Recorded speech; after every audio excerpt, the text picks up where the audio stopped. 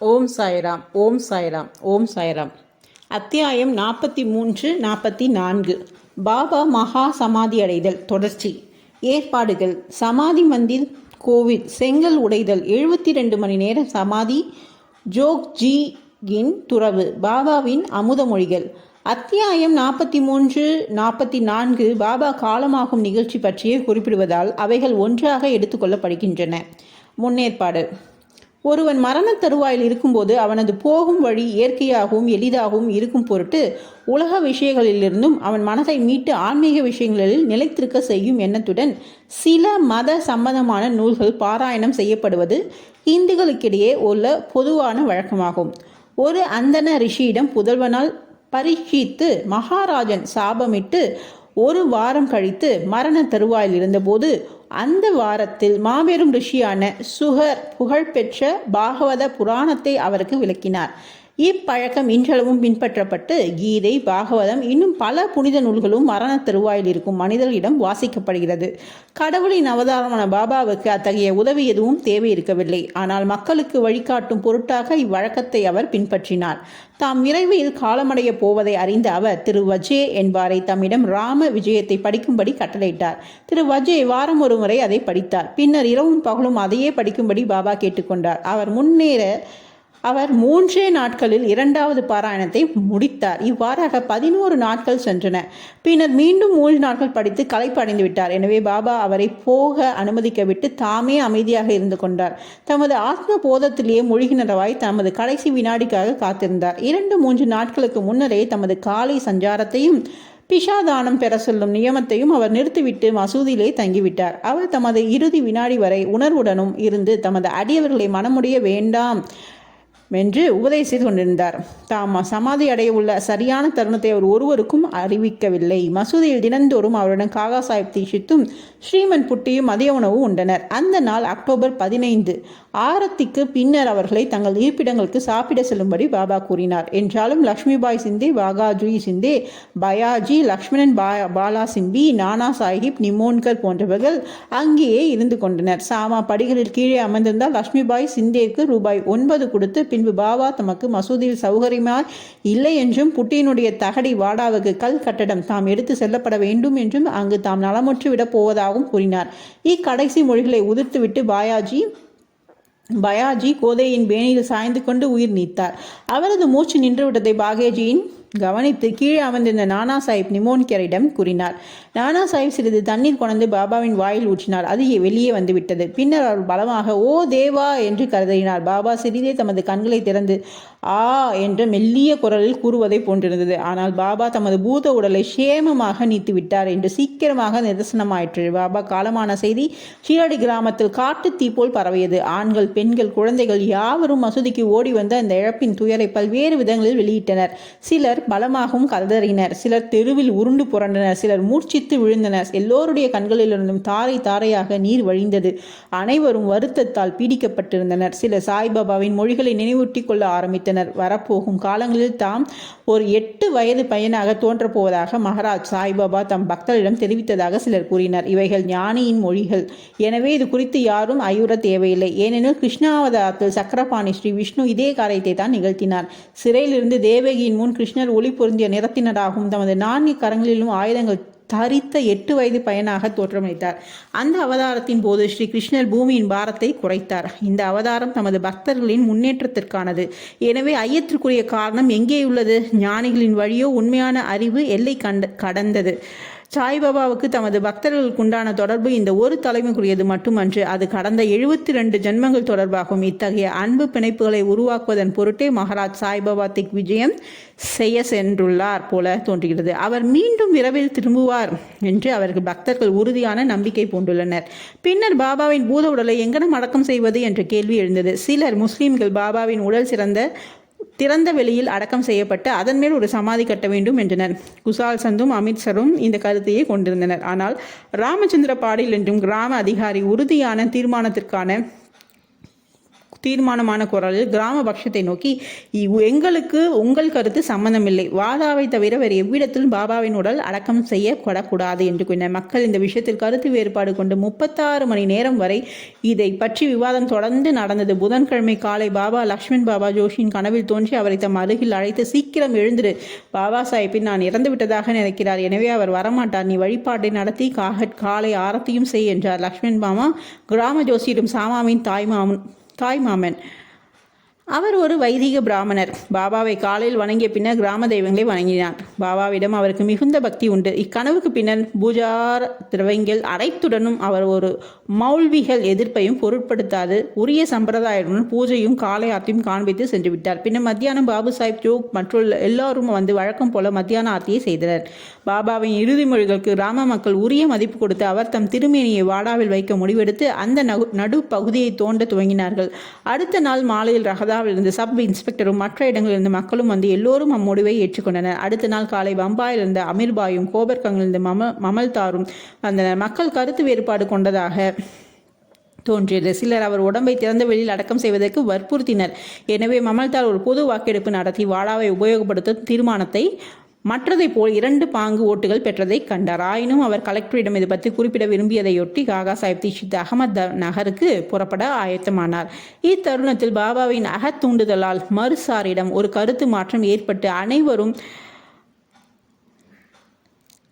எதிர்ப்பின்றி ஒரே முடிவை ஆதரித்தனர். புதன்கிழமை மாலை பாபாவின் திருமேனி ஊர்வலமாக எடுத்து செல்லப்பட்டு வாடாவுக்கு கொண்டு வரப்பட்டு உரிய சம்பிரதாயங்களுடன் முரளிதரின் மூலஸ்தனமாக ஒதுக்கப்பட்ட மத்திய இடத்தில் அடக்கம் செய்யப்பட்டு உண்மையில் பாபா முரளிதரர் ஆனார். எங்கே அவ்வளவு அதிகமான பக்தர்கள் அமைதியும் இன்னும் சாந்தியும் தேடி சென்று கொண்டிருக்கிறார்களோ அத்தகைய கோவிலாகவும் புனித ஆலயமாகவும் வாதா திகழத் தொடங்கியது. பாபாவின் இறுதி சடங்குகள் யாவும் பாலா சாஹிப் பாடையால் பாபாவின் ஒரு பெரும் அடிவரான உபாசனியாலும் நிறைவேற்றப்பட்டது. புரொஃபசர் நரகே கவனித்த விதமாக இந்த இடத்தில் இது குறிப்பிடப்படுகிறது. 36 மணி நேரம் பாபாவின் உடல் திறந்து வைக்கப்பட்டிருந்த போதிலும் சடலம் விரைத்து போகாமல் அங்கங்கள் வளைத்து கொடுக்கும் விதத்திலும் மிருதுவாக இருந்ததால் அவர் அணிந்து கொண்டிருந்த கஃப்னி துண்டுகளாக கிழிக்கப்படாமல் கழற்றி எடுக்கப்பட்டது. அடுத்ததாக செங்கல் உடைதல். பாபா இறுதி வரை பெற சில தினங்களுக்கு முன்பாக இது குறித்து முன்கூட்டியே ஒரு சகுனம் ஏற்பட்டது. மசூதியில் பாபா தாம் கை வைத்து அமரும் ஒரு பழைய செங்கல் இருந்தது. இரவில் அதன் மீது சாய்ந்து கொண்டு இருக்கையில் அமர்வார். இது பல ஆண்டுகள் நிகழ்ந்து கொண்டிருந்தது. ஒரு நாள் பாபா இல்லாத போது தரையை கூட்டிக் கொண்டிருந்த ஒரு பையன் தனது கையில் அதை எடுத்தான். துஷ்டவசமாக அது கை தவறி கீழே விழுந்து 2 ஆகியது. பாபா இதை தெரிந்து கொண்டதும் அவர் அதன் இழப்பை குறித்து வெகுவாக கவலை அடைந்து, உடைந்தது செங்கல் அல்ல, எனது விதியே துண்டுகளாக உடைந்து விட்டது. அது எனது ஆயுட்கால நண்பன். அதன் ஸ்பரிசத்துடன் நான் எப்போதும் ஆன்ம தியானம் செய்தேன். அது என் உயிரை போன்று அவ்வளவு பிரியமானது. இன்று என்னை விட்டு நீங்கியது என புலம்பி எழுதார். செங்கலை போன்ற ஒரு ஜட பொருளுக்கு பாபா ஏன் இவ்வளவு வருத்தப்பட வேண்டும் என்று சிலர் கேட்கலாம். இதற்கு ஹேமப்பன் ஜானிகள் இவ்வுலகில் ஆதரவற்றோரை காப்பதற்கு என்ற முக்கிய நோக்கத்துக்காகவே அவதரிக்கிறார்கள்.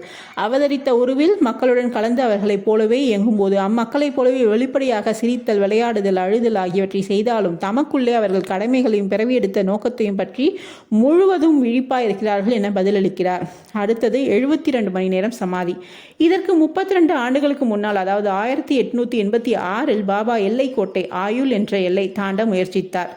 ஒரு மார்கழி பௌர்ணமி தினத்தன்று பாபா கடுமையான ஆஸ்மாவால் பிடிக்கப்பட்டார். அதை தொலைப்பதற்கு பாபா தனது பிராணனை மிக உயர எடுத்து சென்று சமாதி நிலையை அடைய தீர்மானித்தார். அவர் மகால்ஸ்பாதியிடம் எனது உடல் 3 நாள் பாதுகாப்பாக நான் திரும்பினால் எல்லாம் சரியாகிவிடும். நான் திரும்பவில்லை என்றால் அந்த திறந்த வெளியில் எனது உடலை சுட்டி காண்பித்து புதைத்துவிட்டு அதன் மேல் 2 குழிகளை அடையாளமாக நட்டுவிடு என்று கூறினார். இதை கூறிவிட்ட இரவு சுமார் 10 மணிக்கு பாபா கீழே சாய்ந்தார். அவரது மூச்சியும் நாடியும் நின்று போயின. உடம்பை விட்டுவிட்டு உயிர் அகன்று விட்டதைப் போல தோன்றியது. கிராம மக்கள் உள்ளிட்ட அனைவரும் அங்கு வந்து விசாரணை ஒன்று நடத்தி பாபாவால் சுட்டி காண்பிக்கப்பட்ட இடத்தில் அவரை அடக்கம் செய்ய வந்தனர். ஆனால் மகால்ஸ்பாதி இதை தடை செய்தார்.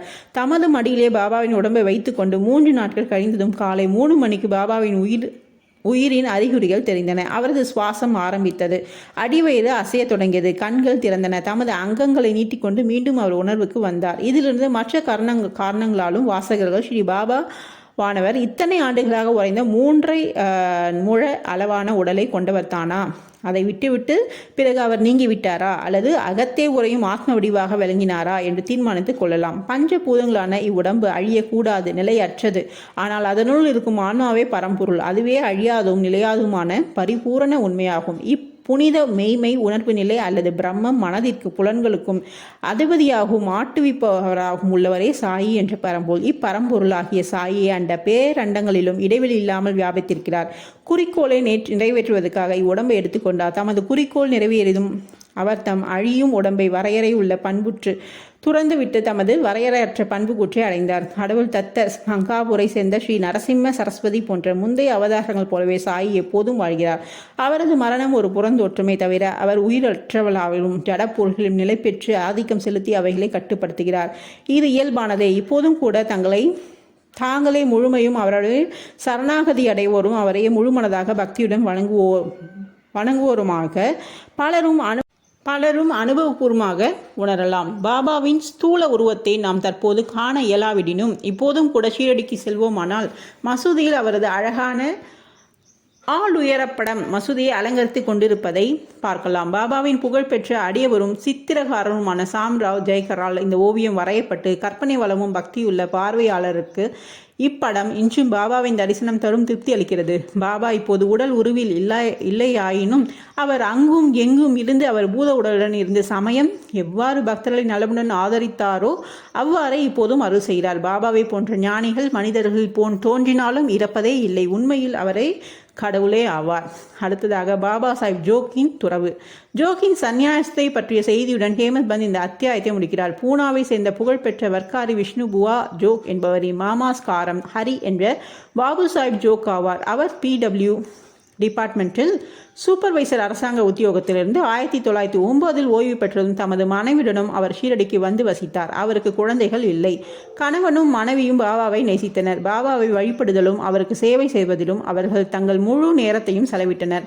மேகாவின் மரணத்துக்கு பின் மசூதியிலும் சாவடியிலும் பாபாவின் மகா சமாதி வரை ஜோக் ஆரத்தி எடுத்தார். சாடையின் வாடாவில் ஞானேஸ்வரின் ஏகநாத பாகவத்தையும் மக்களுக்கு படித்து விவரிக்கும் வேலையும் அவரிடம் ஒப்படைக்கப்பட்டது. ஜோக் பல ஆண்டுகள் பாபாவுக்கு சேவை செய்த பின்னர் அவர் பாபாவை நோக்கி, நான் இத்தனை காலம் தங்களுக்கு சேவை செய்தேன். எனது மனம் இன்னும் அமைதியும் சாந்தியும் பெறவில்லை. ஞானிகளுடன் உனக்கு உண்டான தொடர்பு எங்கனம் என்னை முன்னேற்றாமல் இருக்கிறது. எப்போதும் என்னை தாங்கள் ஆசீர்வதிப்பீர்கள் என்று கேட்டார். பக்தரின் வேண்டுகோளை செவிமடுத்த பாபா, உரிய காலத்தில் உனது தீவினைகள் அவைகளின் விளைவும் பயனும் அழிக்கப்பட்டுவிடும். உனது நன்மை தீமை யாவும் சாம்பலாக்கப்படும். எல்லா பற்றுகளையும் தொடர்ந்து அடங்கா சிற்றின்ப அவாவையும் சுவை உணர்வையும் ஜெயித்து எல்லா தடைகளையும் ஒழித்துவிட்டு முழு மனதுடன் கடவுளுக்கே சேவை செய்து பிச்சை பாத்திரத்தை நாடி அடைகிறாயோ, சந்நியாசம் ஏறுகிறாயோ, அன்றே நான் உன்னை புனிதமடைவதாக நினைப்பேன் என்றார். சில நாட்களுக்கு பின் பாபாவின் மொழிகள் உண்மையாயின. அவரது மனைவி அவருக்கு முன் இயற்கையை எழுதினார். வேறு பற்றொன்றும் அவருக்கு இல்லை.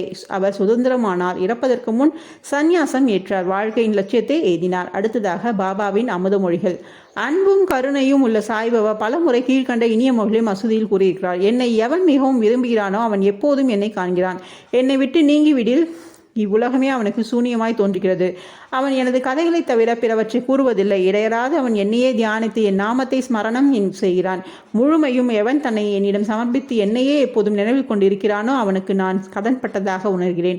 அவனுக்கு விடுதலை தன்னை உணர்தலை அளித்து நான் அவனது கடனை தீர்ப்பேன். என்னை நினைத்து எனக்காக இயங்குபவரையும் எதையும் முதலில் என்னை நினைக்காமல் உண்ணாதவனும் நான் சார்ந்திருக்கிறேன். இங்கனம் என்னிடம் வருபவன் 6 கடலுடன் ஒன்றாவது போல என்னுடன் இரண்டர கலக்கிறான். பெருமையும் அகங்காரத்தையும் விட்டொழித்து விட்டு எல்லளவும் அவற்றின் அடையாளம் கூட இருக்காதபடி விளக்கி உங்கள் இதயத்தையே அமைந்து கொண்டிருக்கிற என்னிடம் உங்களை பூரணமாக சமர்ப்பிப்பீர்களாக. யார் இந்த நான்? பலமுறை சாய்பாபா யார் இந்த நான் என்பதை விளக்கியிருக்கிறார். அவர் கூறினார், நீங்கள் தொலைதூரமோ அல்லது எங்கெங்கேயோ என்னை தேடிக்கொண்டு போக வேண்டாம். உங்களது நாமத்தையும் ரூபத்தையும் நீக்கினால் உங்களுள்ளும் அதை போன்ற அனைத்து ஜீவராசிகளும் உளதாயிருக்கும் உணர்வு அல்லது ஸ்தாபிக்க பெற்றிருக்கும் உணர்வு நிலை காணப்படுகிறது. அதே நானே ஆகும். அதை உணர்ந்து கொண்டு உங்களிடத்தில் எல்லா ஜீவராசிகளும் என்னை காண்பீர்களாக. இதை நீங்கள் பயிற்சிகளானால் சர்வ வியாபகத்தை உணர்ந்து என்னுடன் ஒன்றாகும் நிலையை நீங்கள் பெறுவீர்கள். எனவே வாசகர்களுக்கு ஹேமந்த் பந்த் வணக்கம் தெரிவித்துக் கொண்டு எல்லா தெய்வங்களையும் ஞானிகளையும் பக்தர்களையும் மரியாதை செய்யும்படி பணிவுடனும் அன்புடனும் வேண்டிக் கொள்கிறார். எவன் ஒருவன் பிறர் மீது குறை கூறி குற்றம் கண்டு குதர்க்கம் செய்கிறானோ அவன் என்னை உள்ளத்தில் துளைத்து காயம் ஏற்படுத்துகிறான். ஆனால் எவன் கஷ்டப்பட்டு பொறுமையுடன் இருக்கிறானோ அவன் என்னை மிக அதிகமாக சந்தோஷப்படுத்துகிறான் என்று பாபா அடிக்கடி கூறியதில்லையா? பாபா இங்கனம் எல்லா ஜந்துக்களிடம் ஜீவராசிகளிடம் வியாபித்து அவைகள் பாலும் எல்லா திசைகளிலும் சூழ்ந்திருக்கிறார். எல்லா உயிரிழத்தும் அன்பை தவிர வேறு எதையும் அவர் விரும்பவில்லை. இத்தகைய புனிதமான அமிர்தம் எப்போதும் பாபாவின் திருவாய் நின்று பெருக்கெடுத்து பாபாவின் புகழை அன்புடனும் பாடுவோரும் அதையே பக்தியுடன் கேட்போரும் ஆகிய இருவரும் சாயியிடம் ஒன்றாகிவிடுகிறார்கள். ஸ்ரீ சாயியே பணிக. அனைவருக்கும் சாந்தி நிலவட்டும். ஓம் சாய்ராம், ஓம் சாய்ராம், ஓம் சாய்ராம். அடுத்த அத்தியாயத்தில் சந்திப்போம். நன்றி.